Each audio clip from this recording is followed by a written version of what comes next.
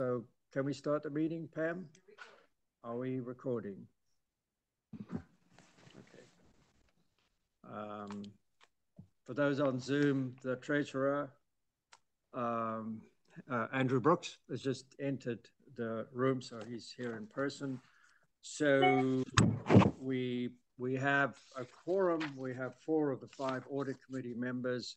Let's record an apology from Tony Ceci, who's unavailable today, but we have a quorum, and in attendance we have the first selectman, we have the CFO, we have Pam Flynn, and we have Andrew Brooks and Dr. Brian Lutzi. So, okay, let's go.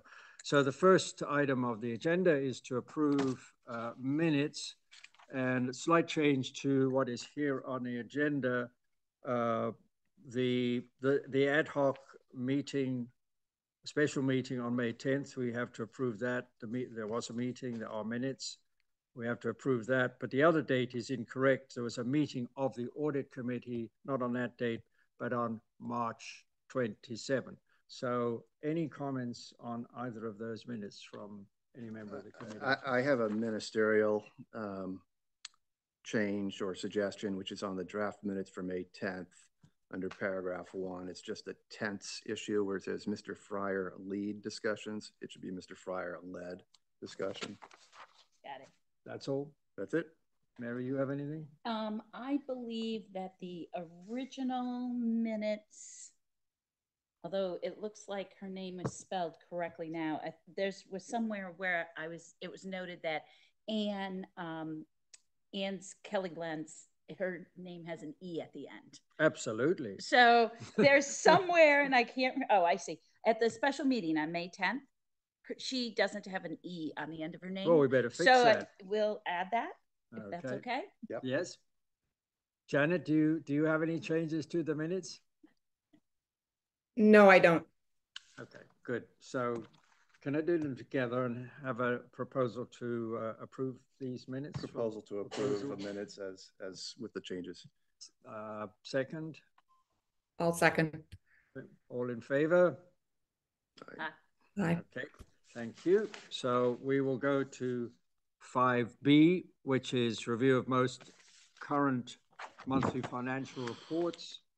I will do 5B, which is the Board of Ed. Sean O'Keefe, the CFO, is not available today. Dr. Lutzi, the superintendent, is available. He's here. And Brian, as I say, I think we all got Tuesday. It was, I think, the April report with the commentary.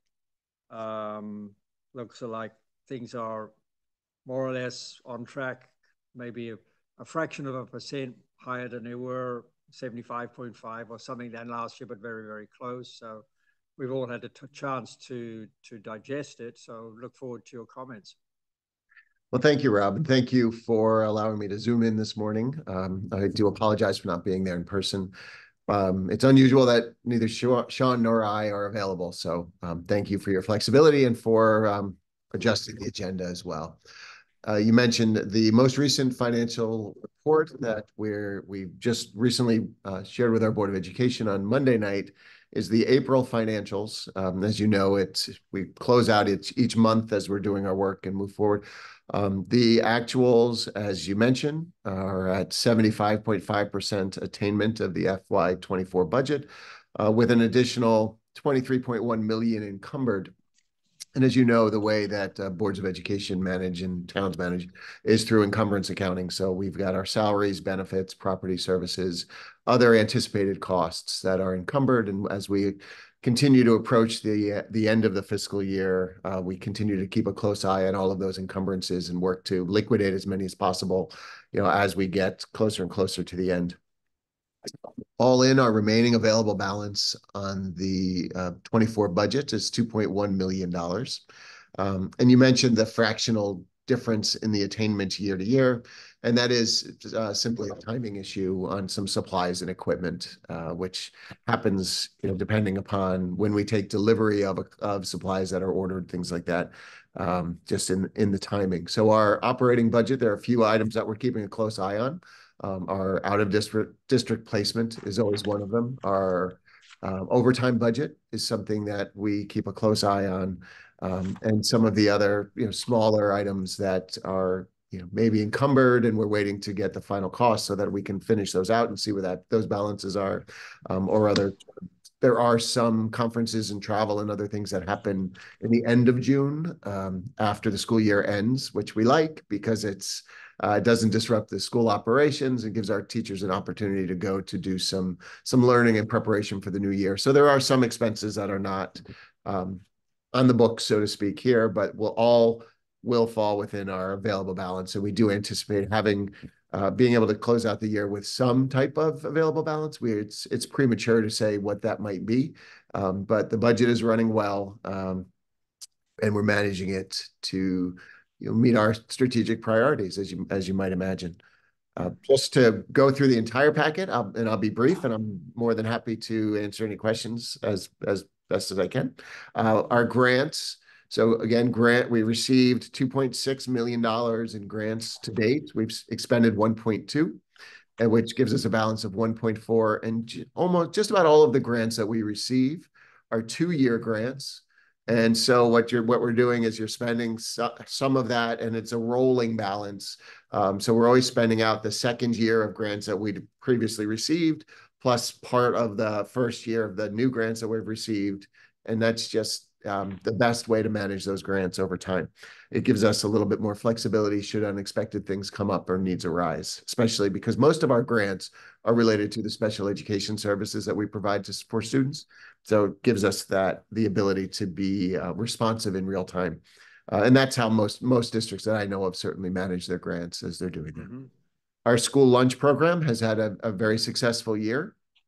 We did raise the cost of the lunches by about 5%, which isn't a large number for our kids, but as the most, I think, successful restaurants in town, it does add up. So we are running about almost 8% above year-to-year budget. And I also do think that the word is out on our catering services. Our food service provides such fabulous service and food and just all around experience for folks that our schools and others are really using our catering services more than ever before. And the markup in the catering is very helpful too for our year-to-year budget. So it's a thriving program. It's really working out very, very well. And with some of the money that we've been earning, we're looking at making some capital expenditures to update and replace some of our walk-in refrigerators and things like that. That we had scheduled to do that pre-pandemic, but of course with the pandemic, the food service shut down and we weren't making the money like we are now. So we're going to get back on track, and we're looking at one of our elementary schools, perhaps replacing one of the chillers that's long overdue. And so we'll continue to reinvest some capital money as we can as it builds to be sure that the program maintains itself. So it's not district money, of course, that's going into that. It's food service money that is earned through the program that gets reinvested into the program.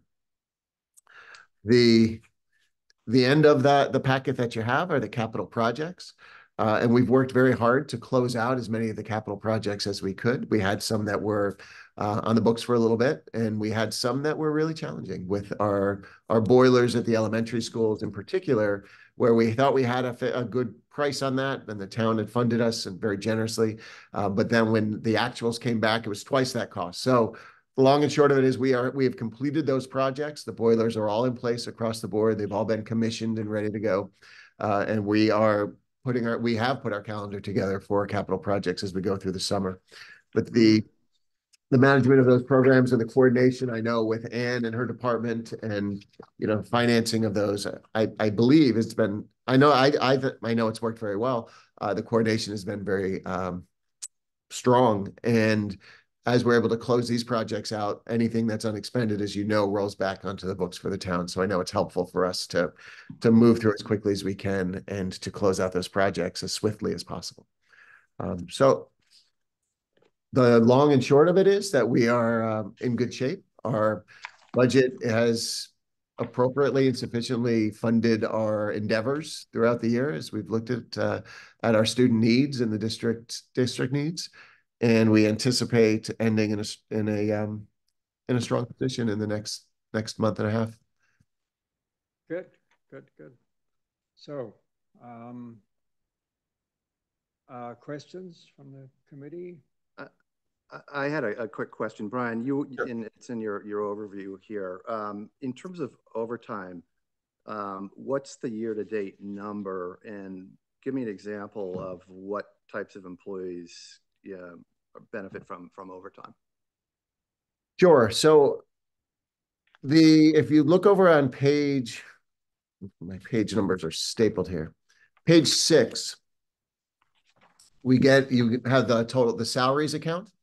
Yep. And if you look down to the bottom of that, you see the overtime. Primarily, the overtime is our custodial. Yes. And we do have some with the campus monitor. So you see the difference there. So you can get to the actual expended there at 204 of the 300,000 for custodial. If you look across the 21.6 out of the 30 for the 35 and campus monitors, and then the all others. So it is primarily custodial, and what will happen will be our clubs, our activities, our sports, our awards nights, things like that, that our graduation has some overtime costs associated with it. So generally it's the extra events that occur that are school related. If somebody's using our facilities, they're charged for the custodial time if it's an outside user. But our events at all of the schools, for instance, we've had our 4th grade moving up ceremonies. We'll have our 8th grade ceremony next week. Graduation's on Wednesday. So it's all of those things take some extra manpower than we typically use to run the buildings. So that's the primary driver. The campus monitors are also at those events. So we like to have campus monitors and security at evening events. And just the other day, we had the 4th graders who are going into SACs you go to SACs and have an opportunity to walk the building and be around. And we like to have our campus monitors there to help to sort of coordinate, but also so the parents and kids get to know them. So it's things like that. Okay, great. Thank you. Sure. I had a quick question. On page 6, the administrators and the regular teachers, it looks like you're spending more on that budget line than was budgeted when you add in the encumbrances. Is there a reason for that? Is that just some staff changes, or what's causing that? It is some staff changes. So what happens, we build our budget in December, January, and roll it forward as it's our best estimate of the expenditures as they go. What happens is instead of transferring throughout the course of the year and on a monthly basis, we generally do it twice. So we'll do it around when we're building the next year's budget. We do it as our, as a look, because now that we're a few months in and we make some adjustments so that we're comparing next year's budget to the closest actuals as possible. And then we'll do it again in the end of September as we do our closeout. So we could be some districts will move that money between, month by month and sort of balance it out, but we allow it to go, I don't want to say in the red, because in the balance, the whole thing is balanced out. It's fine, yeah. Yeah. No, and so it's just some adjustments. So for instance, what may happen is, and in a couple of places it did with our teachers, we had a few teachers who went out on unanticipated leaves. It was difficult to find someone to step in there and do that. And so what we've been fortunate, but it's expensive, to find some folks who are retired, experts in what they're doing. They're doing a fabulous job, but we wind up, while we are paying the teacher on the leave, we pay that person out of the substitute account. But when our salary account's no longer paying the person on leave, it shifts over to be in the salary account. And if there's a delta that makes that more expensive, it would show up like this. And that's happened in a couple of instances. Okay. Is that it, Janet, or anything else? Yeah, no, I think that was my main question. Yeah, thank you. Mary, any questions? No, I think I'm good. Yeah, Brian, one or two for me, just I guess not on this April report, but sort of at least indirectly related to the finances. Number one, how are you placed at this point in terms of recruitment and retention for the new school year? Across the board, everything from teachers to custodians to drivers and so on. Are you in a good place? We are, but we also have learned that expect the unexpected. So for what we know, we've solved the problems we know of, and we anticipate something surprising us in the next few weeks, which we'll be able to respond to because we've caught up with what we know. So hiring has been more difficult in the last few years. We had 10 retirees, and then we've had some more 10 retirees now this year. Yep. This year, yep. 10 of our faculty are retiring. Well, nine faculty and Janet Reed, who's our nursing supervisor. So right. 10, we put in as 10, but Janet counts as honorary faculty member. So we have backfilled those positions, and we're in a good place there. Drivers, we're in a good place. DATCO hires the drivers of the yellow buses, and we hire the drivers of our white vans. But there's always some movement. So while people say, have a great summer, what we say to the HR department is, remember to take care of yourself this summer, because they'll be working very hard all the way through just to be sure we're ready for September. Okay. The second question that came to mind when you talked about the school lunch program, and I've heard that the food is very nutritious. I've never tasted it personally.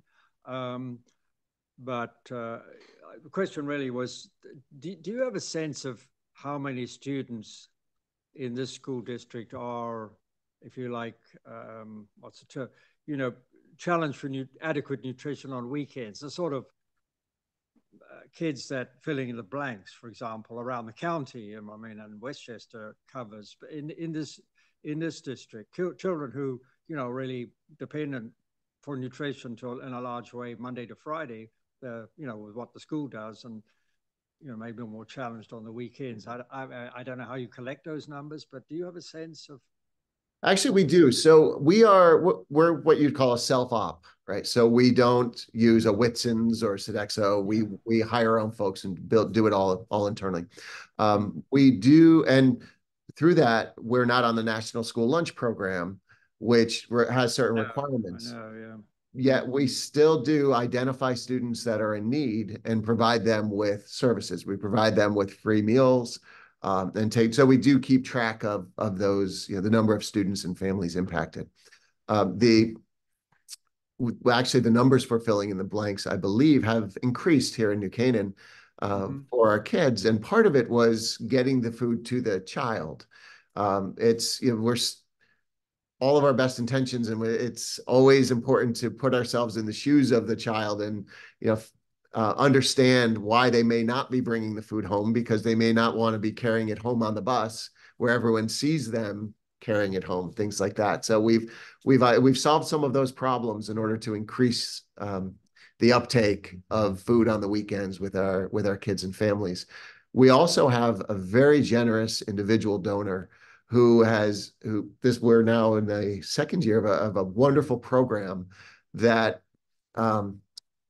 donates a set amount of money into the account of every child who is identified as in need in the beginning of the month, so that that child can not only have our regular school lunches, but also has some funds to buy a cookie, to get an extra drink, to get something a la carte that all of their friends are getting. And it all happens behind the scenes with our kids and the parents, that the money gets automatically transferred in, and it gives them enough that they can feel like everybody else.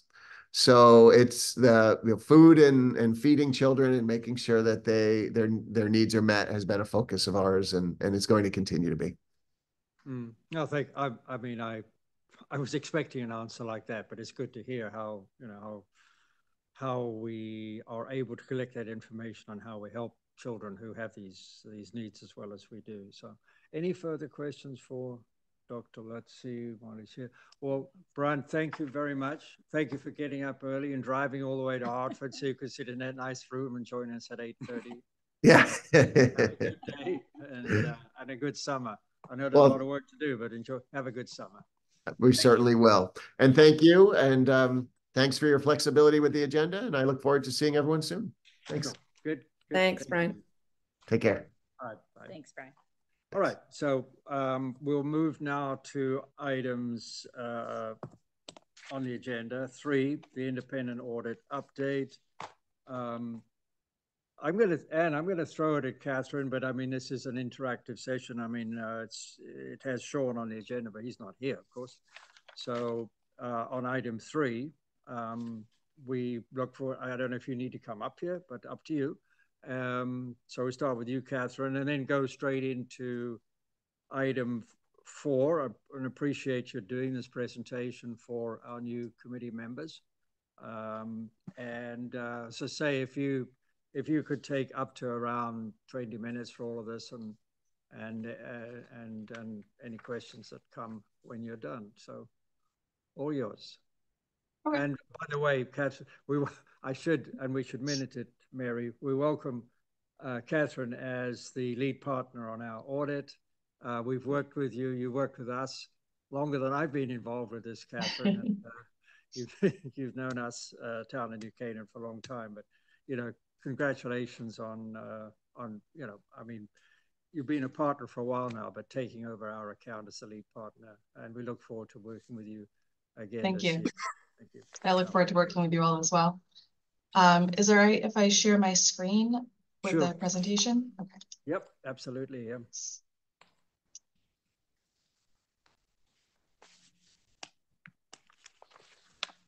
All right, you should be able to see the presentation. I did start it off with the ACFR overview, so I can go over that first, and then it absolutely doesn't matter. Whatever order you want to do it in, that's fine. Okay. All right, so we'll start with just kind of an overview of the governmental financial statements, or the ACFR, the Annual Comprehensive Financial Report. There's a number of sections, including the introductory section, management's discussion and analysis, the basic financial statements, which include the government-wide and fund financial statements, as well as the notes to financial statements. There's also the required supplementary information, or RSI, which includes the budgetary comparison information and the pension and other post-employment benefit schedules. And then we also have the supplemental schedules and the statistical section as well. So your introductory section has a couple items that you use primarily because of your submission to GFOA to get your certificate. The letter of transmittal includes a profile of the government and information that's useful in assessing the government's economic condition. There's also a listing of principal officials, an organizational chart, and the Certificate of Achievement for Excellence in Financial Reporting for the previous year. Management's discussion and analysis is an overview of the government's financial activities for the fiscal year presented. This is also considered required supplementary information, even though it's in a slightly different section than the rest of it. The MD&A presents an objective and fact-based analysis. The information is derived from the financial statements and facts known at the auditor's report date. So it's just kind of a good overall summary of your financials. So your government-wide financial statements are exhibits A and B of the financials. They're on the accrual basis of accounting, so what everybody's used to with private accounting. This consolidates all of your funds except for the fiduciary funds. So, and you have both governmental activities and business type activities. For governmental activities, this includes the governmental funds and the internal service funds, since those predominantly serve governmental activities. And it also adds in the long-term assets and liabilities, such as your capital assets, bonds payable, pension, and OPEB liabilities. Your business activities is your one enterprise fund, which is the Waveney Pool Fund. Your fund financial statements are in Exhibit C, D, and E, which is on the modified accrual basis of accounting. So this is where the accounting gets a little bit different. It's the current assets and liabilities. So there's no capital assets, no long-term debt, et cetera. Your revenues are recognized when they are measurable and available to finance expenditures of that fiscal period. So available is considered if they're collectible within the current period or soon after. Unavailable revenues are recorded as deferred inflows of resources. So this is one of the different things with governmental accounting is the deferred inflows and deferred outflows of resources, which the GASB added in 5-10 years ago. Deferred inflows of resources are similar to liabilities and are presented directly below the liabilities. These represent the acquisition of net assets by a government that's applicable to a future reporting period. Deferred outflows are similar to assets and are presented directly below assets. They represent the consumption of net assets by a government that's applicable to a future reporting period. And when we're talking about when revenues are considered available, property taxes, these are only considered available if collected by year end by town policy. The maximum the GASB allows is 60 days after year end. From what I've seen between governments, some are 60 days, a lot of them are at year end. And then all other revenues are considered available if they're received or expected to be received within 1 year of year end. Unavailable revenue also includes revenue that has been received but isn't available to be used during that period. So the only eligibility requirement that's not met is time. So this could be things like advanced property tax collections when the bills are sent out and paid prior to becoming due. On your fund financial statements, you'll see the general fund. When we get to the supplemental schedules, there'll be more detail in schedules 1, 2, and 3. The small bonded capital projects fund is your other major fund, and then all other governmental funds are combined into one column on these exhibits. And you can see the individual funds broken out on schedules 4, 5, and 6. There's also provided reconciliations to the government-wide financial statements. So Exhibit C, page 2, reconciles your fund balance on Exhibit C to the net position of governmental activities on Exhibit A. Exhibit E will reconcile the statement of revenues, expenditures, and changes in fund balance of governmental funds, Exhibit D, to the statement of activities on Exhibit B. So if you want to know how we got from, the general fund and all the other governmental funds to the government-wide, this is a great place to look. So it'll show you all of the capital assets being added in, the bonds, and then any of the changes, in the property taxes. Also included in the financial statement, the fund financials are the proprietary funds. These are on exhibits F, G, and H. Accrual basis accounting, so these are similar to the private sector. These are activities that receive significant support from fees and charges. So your one enterprise fund is the Waveney Pool Fund. And then internal service funds, you have the Town Health Benefits Fund and the Education Health Benefits Fund, which are combined into one column on these exhibits. But to see the individual funds, you can look at schedules 7, 8, and 9. And like I said before, the internal service funds primarily benefit the governmental activities, so that is combined with governmental activities on exhibits A and B. Also included in the fund financials are your fiduciary funds on exhibits I and J. These also use the accrual basis of accounting. These account for resources that are held in trust or custodial capacity for others. This includes your pension and OPEB trust funds, which is the defined benefit pension trust, and the other post-employment benefits trust. So you can see the detail of those two in footnote 5F. I'll kind of skip the footnotes. Those are pretty similar to any other footnotes you read, but it gives you all the detailed information you're looking for. Your RSI, the budgetary comparison information, is shown on RSI 1. It includes the general fund budget because the budgetary comparison information is required for the general fund and all major special revenue funds with a legally adopted budget. So in your case, only the general fund requires it to be reported. This is generally presented on the modified accrual basis of accounting with some exceptions. The state teachers' retirement pension and OPEB on behalf is not included in the budget. That's just what the state pays into the teachers' retirement fund for the town's teachers. It also includes encumbrances, which are commitments made by the government in the form of a purchase order or a contract for goods or services, but they haven't been received by year end. So for budgetary purposes, these are treated as expenditures, but for the modified accrual basis on Exhibit C and for full accrual basis on Exhibit B, they're backed out. And then another exception is other funds that are required to be reported as part of the general fund by the GASB, but aren't budgeted for, in your case, just the dog fund. So you can see that detail on schedules 1 and 2.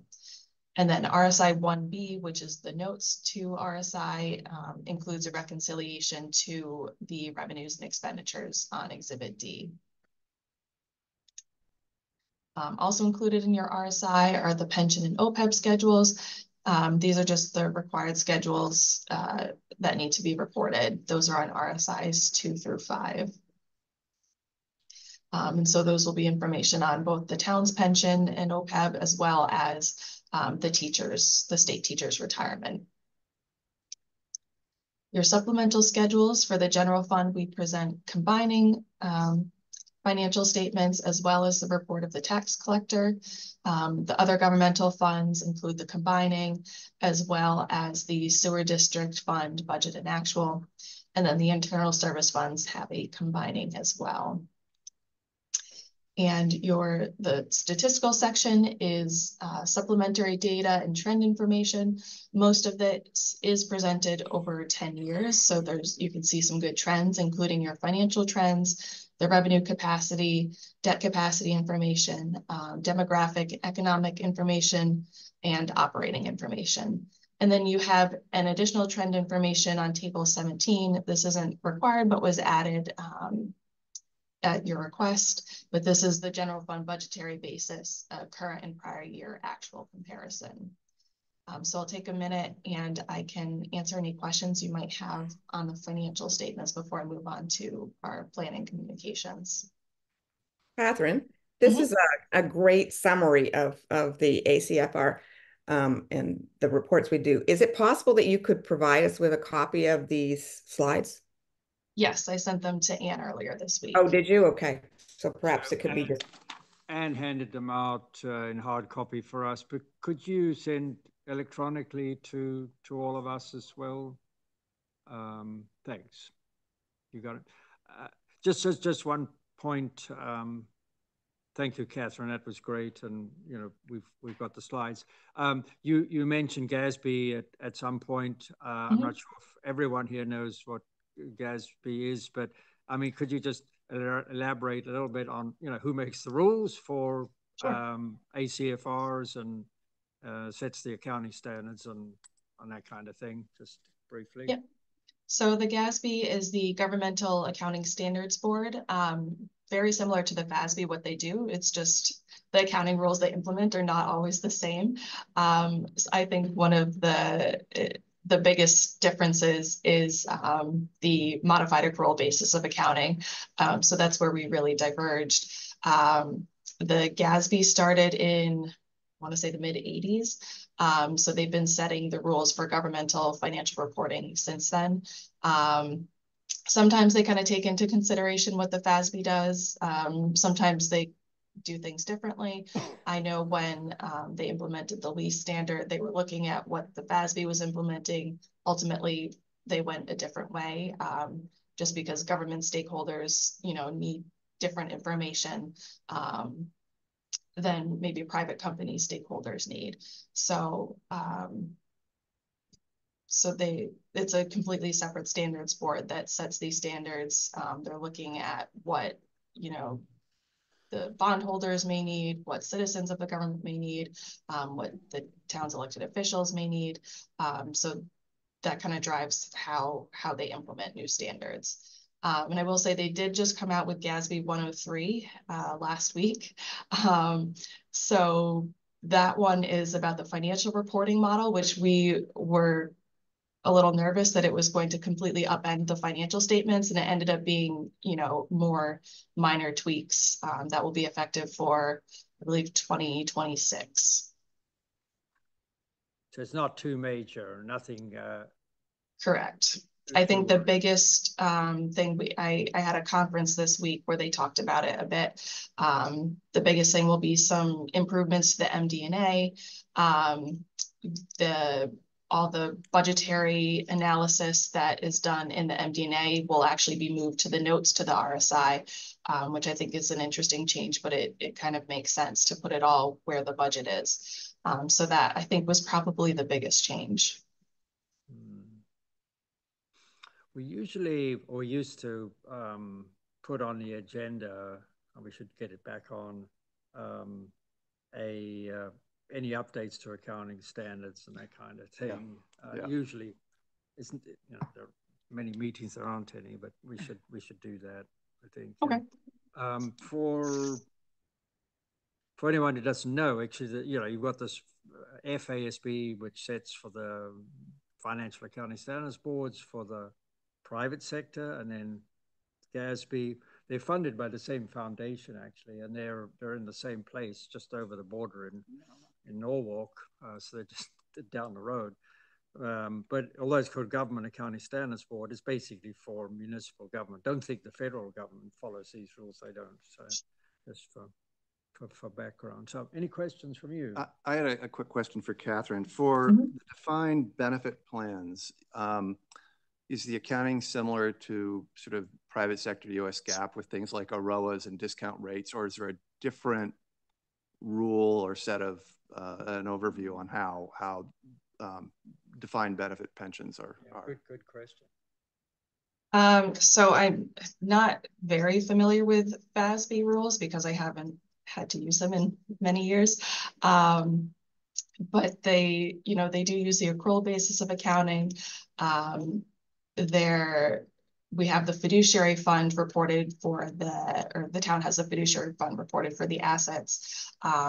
You have the financial statements, the footnotes include a lot of information, which they do have the discount rate. I'm just trying to scroll to your footnotes.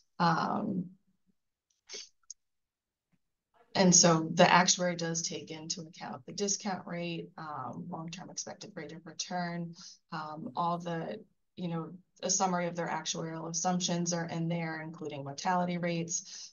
So they are estimating the total pension liability. And so your net pension liability is reported in the government-wide financial statements. Yeah, I just seem to recall once upon a time there was a huge delta between the discount rates that governments could pick versus what private company defined benefit. I'm not sure. I mean, we'll let Anne come in, but now. But we can follow up later. I don't want to burden the record discount over time. Rates, but the rule, certainly for me, now that I'm familiar with, I've only worked historically private sector, having got a little bit about, defined benefit accounting in government, certainly at a high level. I mean, the rules are essentially the same. I'm sure if you go deep down, there are differences. Once and there may be time. things discount rate. Anne, you want to comment? Or But we just went through this. Hooker and Holcomb is our pension actuary, and they do extensive analysis, and they pick the discount rate, and it's based on multiple factors. It's not just interest rates, like it's based on our risk profile, our liabilities. So there's all kinds of calculations that go into that, but we have an outside actuary that actually does that accounting for us. I figured as such. And in that sense, it's not too different. Yeah. So and they change, as Diana said, they change up and bring the recommendations of mortality rates. That seems to be unfortunately changing every year, but they do that. Plus, we're not a closed plan, so we have still people in it. So although it says we're overfunded, because that comes up a lot, technically have an expense, we have that liability, and we do a lot of smoothing between the two plans. So we will always have an ADAC of some sort until we get to a certain level. Right. Yeah. But I think as you work through it this coming financial reporting season, you'll be pretty familiar with. And I'll get the latest report. Hooker and Holcomb came to talk in front of the pension committee plus the Board of Finance, and they put a comprehensive report of where we were at that point, and what they do and what rates. So we'll get that report out to you. And can you remind me or let me know now how many employees are still on the defined benefit plan? Because I know at one point that was a cutoff, and we switched. Fire and police are still active. Oh, they are. Yeah, yes. That hasn't closed. Yeah. So we still have participants adding. Yeah. Okay. Yeah. Per their contract. Only them. Yeah. Anything else, Mary? For Catherine, maybe? You know, my only question, if you could just remind me, anyone, with the health benefits fund, I know there's a town and there's also the school, Board of Ed. Is that commingled or balanced as well, so that if one fund is, I'll call it overfunded, or they have a large drawdown, or one has a very low drawdown, is there any commingling, or does it just change the amount that they have to contribute allocated next year? We don't commingle. We keep them separate, although they used to have two different funds. We combine them into one, but everything is kept separate. So the fund balance reserve on each of them is separate. Okay. They each have their own.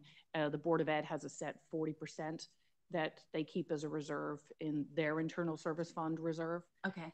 But each side is responsible. Yeah. So if you're over and you want to take some of that back, that's up to the boards of each one to decide. Well, I'm not necessarily saying take it back. When they go to do the budget for the next year, I'm assuming it's the same situation. You guys tell them, okay, here's the amount that you need to budget for that. Yes. Is that still happening? Yes, we get from each of our brokers. Right. Will tell us what the cost, the estimated cost of different things, and that builds the budget for the contribution by the board in the town. Yeah. And that's what we send basically 1/12 of every month over to the internal service fund to cover the cost.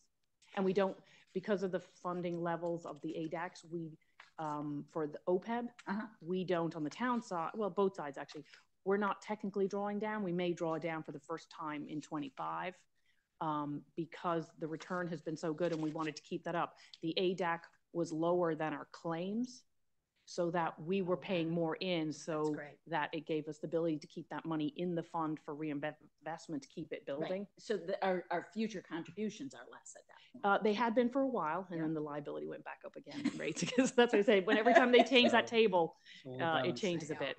Yeah, and every year a service is another increase in costs, healthcare costs. Right. Yeah.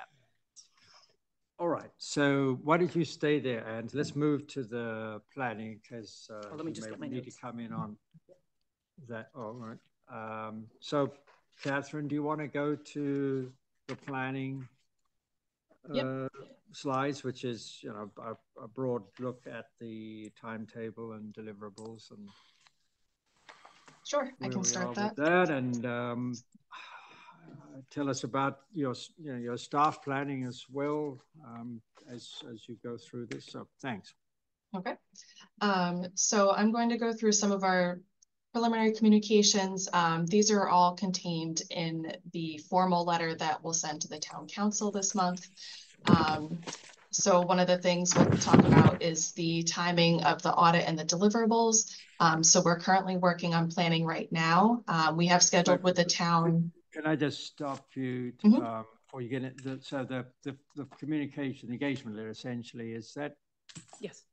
Town council next week? No, they signed it already, and Catherine. It was May. Yes. Yeah, correct. PKF already has it. Just as a reminder. Okay, so you've got the engagement letter signed and you got it back, right, Catherine? Yes, and then there's another letter, our preliminary communication with those charged with governance.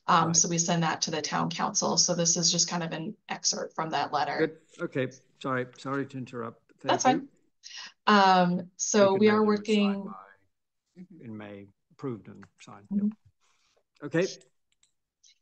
So we're working on our planning now. We've requested and received preliminary reports from the town and Board of Ed. We're making our selections. We'll be on site on July 16th to start our official planning. We'll do our meetings with management then. We anticipate our usual timing. So year-end procedures starting in September when we receive the final financial statements and the trial balances. So we'll anticipate mid-November for the draft as it was last year. And then the financial statements issued usually in mid-December after the audit committee, Board of Finance, town council meetings. And then this will be staffed by obviously myself, my senior associate, Justin, who also worked on this last year, and then a couple of our staff. Great. Some of the significant risks, these are kind of overall risks we identify in all of our clients, but they include management override of controls, financial statement presentation and disclosure issues, such as obscuring, misstating, or omitting significant information and disclosures, and improper revenue recognition due to fraud. And then the significant audit areas that we've identified thus far are cash, investments, revenue and receivables, which includes the property taxes, expenditures, expenses, and accounts payable, payroll and related liabilities, capital assets, debt and debt service expenditures, equity and financial statement reconciliations, grant and similar programs, and insurance or the self-insurance. So those are the large areas that we'll be covering in our testing. Good. So the anything you want to add? No, we're excited. We're moving ahead. Justin has sent out, he's sending out more items to us on Monday to get on top of this. I also put in front there, and Janet, I'll make sure you get an email of it, the schedule of what the timing and the requests of what type of audit things are asked of us. There's one for the town and there's one for the Board of Ed, and it gives you the requests, the due date that we need to get it turned over. Yeah. So there's one for town and one for Board of Ed. So that would give you an idea of our timeline, what we're doing at what time. So we're starting the kickoff. All looks pretty detailed, yeah. So we're deep into the planning. Clearly, yes, yeah. Yes. Yeah, which is good.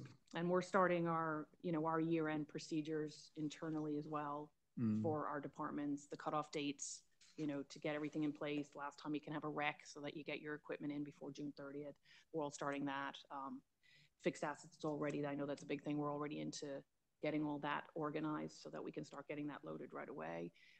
And as Catherine said, the 60-day look back for us is that timeline of, accruals that we have to, once we close POs, we have to then start doing accruals, things like that, to make sure we get, whether it's a prepaid, the prepaids are done, the accruals, whether receivables or liabilities.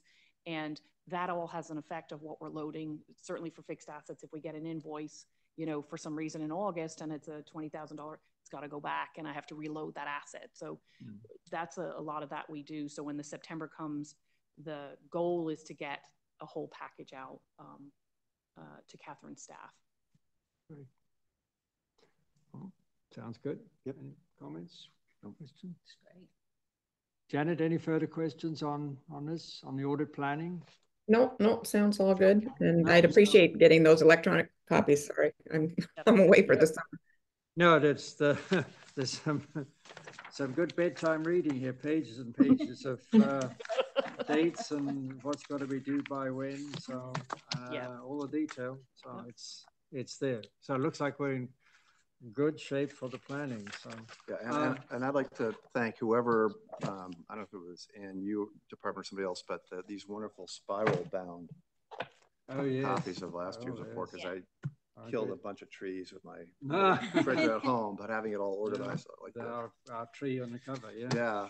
Okay, well, Catherine, thank you very much for your time today. You're welcome to stay on. You're welcome to go back to do some other work if you want.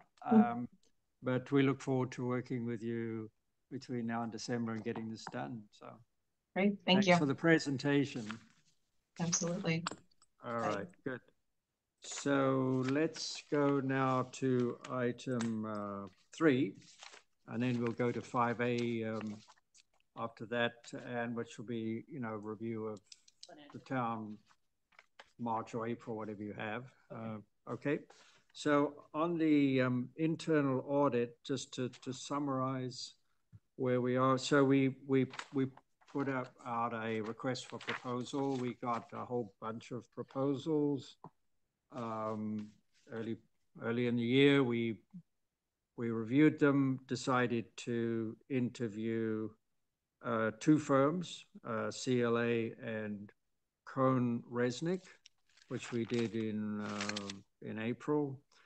And that was the ad hoc committee under our town charter. Hiring of auditors is the responsibility of an ad hoc committee, which doesn't do anything else other than hire make recommendations on hiring of auditors, and that is the members of the audit committee, and we were just 4 at that time, plus the first selectman and the chairman of the town council. And then the ad hoc committee met, and there are minutes of that meeting, which we've just approved. That was on May 10th, where we sort of gathered our thoughts and, you know, what we'd learned from the interviews. And so now we have to make a recommendation to the town council, the audit committee, formally, and they meet next week. Basically, that step would be for the town to enter into a master service agreement with one or more firms to carry out internal audit projects that we commission them to do from time to time. And there would be, you know, a separate engagement letter and terms for each contract. But at this stage, just to enter into a master service agreement. So does someone have a proposal for what we recommend to the town council? Well, I think just in a review, when we did interview the 2 companies, each one had different strengths that I think that they could provide when we do an internal audit, depending on which function and what it is that we're looking to, I'll call it quote unquote audit or to investigate. And I know that there was, at that meeting, we had some discussion about whether do we select one or do we select both? What can we do and do it on a situation where we choose basis what it is that we're going to look at and hire for an internal audit. And I believe, given their strengths and their very different strengths, that we should probably consider having a contract with both of them, because we don't know where I mean, we've got some ideas, but we don't really know what's going to happen in the next year or so. No. And this would give us the flexibility to hire that firm, which would be the best suited to whichever, whatever we're going to look into, on a project basis. Right, on a project per project basis. Yep. Just to be clear, the fact that we enter into a master service agreement with anybody, these 2 firms or anybody else, doesn't guarantee that we will give them any business in the next 12 months, but we have the basis of our contract to setting the guidelines and the ground rules, should we choose to do so. It's not encumbering the town at this time, but it's setting it up to pull the trigger quickly if and when. Yep, okay. Exactly. Yep.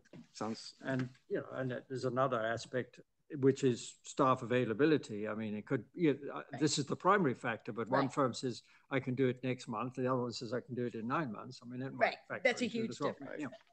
So is there any further discussion, or is there a seconder for the motion that Mary is? I'll certainly second. I think that's a good idea. I think it covers all bases. Yeah. I think that's motion. All in favor. Motion carried. All in favor? Motion carried. So this is just automatically now go to the town council. You people will take care of that, and then once they've approved, we can start to talk about, okay, we have the approval now. We can start looking at things we might want them to do and who and when and all that kind of thing. But that's for another day. So, thank you very much. So let's go to, Andrew, I'll give you so you're prepared under any other business section. You can give us a brief update on the cash position, any bonding developments, anything like that. So for what? Do we want to do an update? Yeah, I'm just letting Andrew know, not to just get up and leave, because we want to, yeah. Okay, so yeah, well, let's do 5A, which is an update on the town. Do we have a paper we're looking at, or? Oh, I didn't give a copy on that one because Josh had sent that out after the last meeting. Maybe you did. Or just talk I won't go into, because it's, it's a month later, a bit later. Just talk to us. So the main areas. You can send it afterwards if we don't have it. Talk to us. The main areas for the town are, I'll go through revenue. We have a forecast right now, revenue of approximately 2 million over. Obviously tax collection better investments, not better, the rates. So we're seeing that through the investments. The gain or loss for this year is higher. We've had losses in the, unrealized gain or loss, I should say, unrealized gain or loss. So this year it's strong. So we're seeing a pickup there. And then most of the others are coming in within their budget. The big ones that we look at now because of the summer or the coming into the good weather is permits and conveyance fees. So that's where it's ongoing right now. We could see those big changes. Sorry, we could see those big changes or more increase coming in on those. So we do believe around 2 million in surplus. On the expenditure side, as with the Board of Ed had said with them, OT is our one because we don't budget for unexpected storms, things like that. So we had some there, but nothing major that our contingency that's prepared for that could pick that up.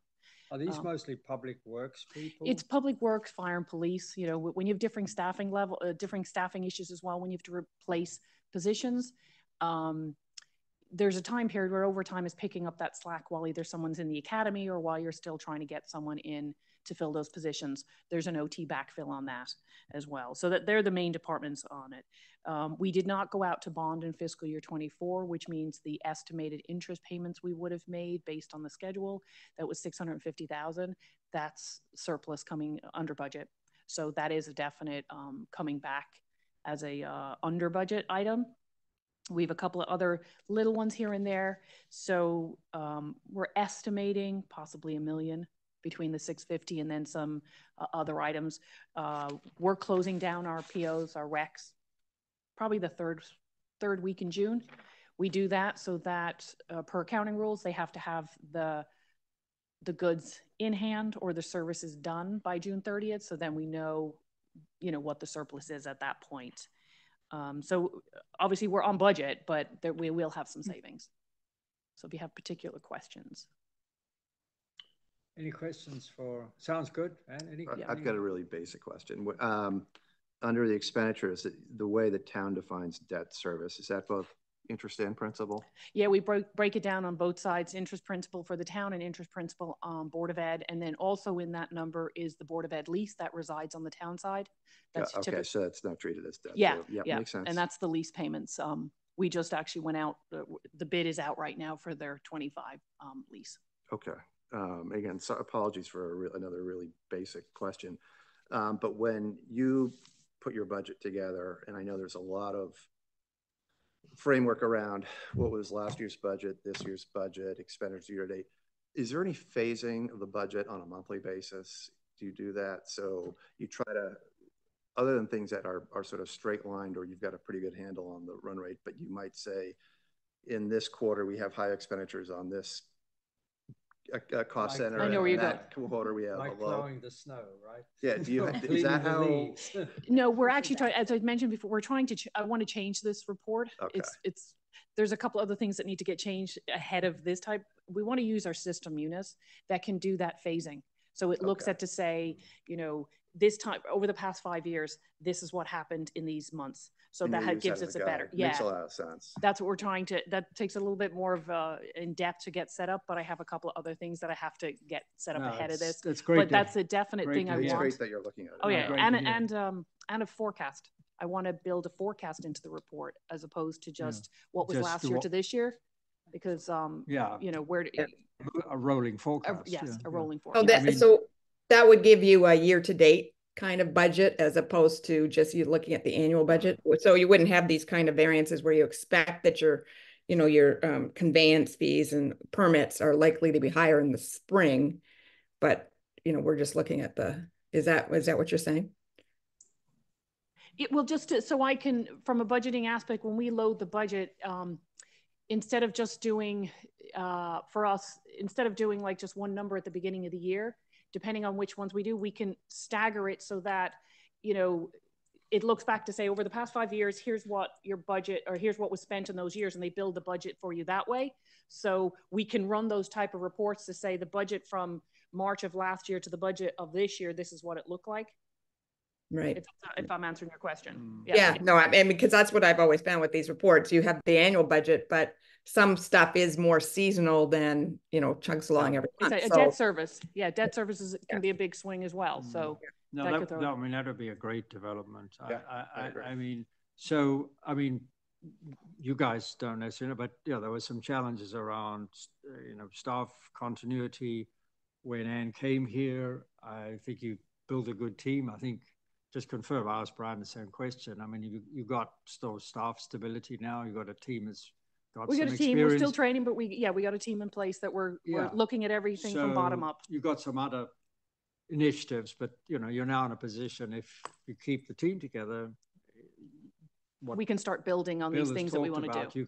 You can start to put in place, which will be a major development in terms of I think the quality of the financial information flows to the town council, to the board of selectmen, to us, to board of finance. It will make a huge difference. Yeah. So and I can say we have a list page long of our sure. initiatives that we want. We're doing internal first, and then we're going out department wise. So we have a list on it. Good. Anything else from you, Bill? Nope. I just wanted to add, because it's budget related with the finance, we just got our budget award under GFOA for 2024. Our budget manager is Josh Kaufman, and we just got it this morning that he got the budget award for that. So he often comes to our meetings. Is he not here today? You know what? Sometimes I gauge on whether the staff need, if they, if you need them here, they're more than happy to come. But if you saw his whiteboard too on his initiatives, he's got a lot going on too. Have you met him yet? I haven't. I've seen. We'll bring him to the next meeting so you meet him. But yeah, he won. He does all our budget documentations and everything for the boards. He's a great asset. Janet, anything else on the financial monthly reports? No, I think it was pretty self-explanatory. Thanks. Right. Andrew, just so you're on the tape, do you want to just come up to the mic and give us, I mean, I guess we're not going out to the market at the moment, but we hopefully have some cash in the bank and it's earning good interest, we just heard. So tell us what's going on. Sure. So hi, everyone. And nice to meet. No, it's nice to meet some of our new members of the audit committee. Yes. Well, and Mary was on the finance board for a number of years. So and I've been in this role for about 11. So we definitely interfaced back then. So welcome back and welcome. And also Janet as well was a member of the audit committee previously as well. So it's nice to see all of you. So in terms of bonding, so we went out earlier this year and issued a bond. We received in total back 29 million, which I know included a couple million in premium, right? So we're already, though, for the police station project, we're already spending down our money, our general fund dollars, which will then go out and bond next year to reimburse ourselves. That's typically how we do it. So we're bonding for, as close to actual expenses as possible. But we have a decent cash position to be able to do that. So as of right now, we have about 20 million sitting at our primary bank, Webster Bank. That does include, though, a number of funds that we can't necessarily spend on everyday expenses. So we are closely monitoring as we reach the fiscal year end, whether I need to bring some of the money from our investment accounts over to our checking accounts to pay some bills before the end of the year. And so our big cash inflow tax-wise is July, right? Correct. Now we do start, some money starts to arrive towards the end of June, but July is when the big inflow of tax collections really begins. So you have to. Hey, Andrew, just out of curiosity, what do we get? What does the town get paid on for, money at Webster? So we negotiated interest rates on we have a fully collateralized money market account where we pool most of our cash that we know we're going to need in the near term. And then it gets transferred over to our checking account from there. The pooled cash account is now earning 5.12%. The checking account earns, I believe, around a little over 2%. So the 20 million, though, is earning how much? So we have right now 8.5 million in the money market. That's earning. Well, actually, we have more than that. So we have a few money markets because we separated out general fund dollars from sewer fund dollars from grant funds. So if I total up, we have 2.7 million in sewer, 8.5 million of general fund dollars sitting in a money market and 3.6 million in grants. So, 3/4 of the money, approximately, so almost 15 million, I would say, is in the highest interest bearing accounts at Webster. Okay. And then on top of that, we have treasuries that I've been purchasing as well as CDs. I really, whenever we have cash available in our investment accounts, we have a UBS account, we have a Janney Montgomery Scott account. Those have been two brokerage firms we've been using for many years, since before I got here. And so as cash becomes available in those accounts, that's where we decide, can we go out and reinvest the money? I just recently bought, a 12-month because we see the rates are expected to start going down now, either later this year or early next year. Rate cuts were supposed to begin in March, but there have been delays due to inflation remaining a little bit higher than anticipated and not seeing an economic downturn yet. So the Fed's been hesitant to cut. So we've been trying to capitalize on that and ride this wave as long as we can.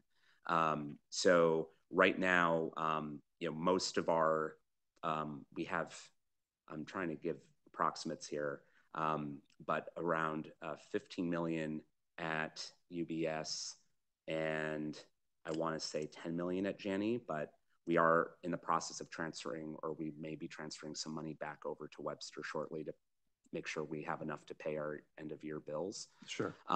So, and again, the rate of those investments, mostly are above 5%. We do have some investments that we purchased back in 2020 when rates were at 0. We have government agency issued securities that are yielding more like 1.5%. Right. But it's a relatively smaller portion of our portfolio. Those are the funds that have, the unrealized losses that we don't want to realize a loss, right? So we're waiting, and those are expected to mature over the next year or two. Right. So we're waiting for those monies to mature to then reinvest in higher yielding. So it sounds like you're all over this. It's your bread and butter. I just want to, yes. It was more a curiosity. I know that there's such this huge delta between what Treasury money market funds offer versus you go to your retail bank. And I want to make sure we didn't have 20 million sitting in a demand deposit at Webster Bank earning 40 basis points or something like that. No, of course not. And we're not at Webster Bank because Andrew's cousin owns the bank. It's because, we actually shopped around. Right, right. Yeah, we and to be clear, they, that the money market account at Webster is 100% collateralized. That was another thing that we've worked very closely on to ensure that we're not only getting the FDIC insurance coverage, but that we're protecting above that $250,000 level. Obviously, with treasuries, right, they're backed by the full faith and credit of the government. Right. But we wanted to make sure if we needed to keep cash liquid for those shorter term upcoming expenses, say in the next 3 months, that's why we have to keep some money at Webster. Okay. But we want to make sure we're earning a decent rate and that's protected while it's sitting at Webster. Okay.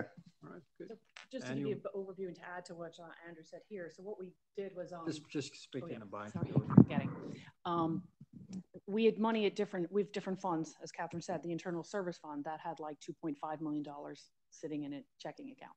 So what we did was we set up a lot of ZBA accounts to funnel them all back, the ones we can, back to the general fund, so that we can optimize that account to be able to invest that money out and give more money for Andrew to invest. We spend about $12-13 million a month. So between our payroll expenditures, that's your run rate, yeah. So that's our run rate right there, in trying to keep that 20 million liquid for us, and to support those ZBAs. At what point we've moved, we're at a point where we're now at 50% of our vendors. I shifted the program to an ACH payment program, so our vendors are now on a ACH program, about 50%. So we can manage that cash better than keeping the outstanding balance on checks. We're looking to clear up the old balances on those to sheet them to the state. So we're trying to get that the risk factor and everything tighter so that we can control the cash better and how quick we can get it to Andrew for investments. Great. I will. Yeah. You've been coming to these meetings for a long time, Andrew. You've had a bunch of CPAs looking at you. Now you have a professional treasurer. So the line of questioning going forward may be as you can probably tell already, slightly different. So, yeah. But thanks for coming in person today and meeting these two good people. I know you often hear on Zoom as you're running around everywhere, but thanks very much for that. So either of you, any of you, Janet, anyone have any other business you want? I want to go through our dates for the next meeting. Mary, if you have those, maybe we can just confirm, but anything else anyone wants? And Diana, anything? Nope, good. So I have September 26, November 14, and December 2nd. So if those are right, we should put them in the minutes. Do you have those dates? I have September 26th. Just confirming what you said. November 14th? Yes, yeah. December 2. And December 2nd. That's what I have. And are those all at 8:30? All at 8:30, yeah. I mean, it has happened in the past that we've had to change a meeting date. Yeah, no, I just wanted to know. Yeah.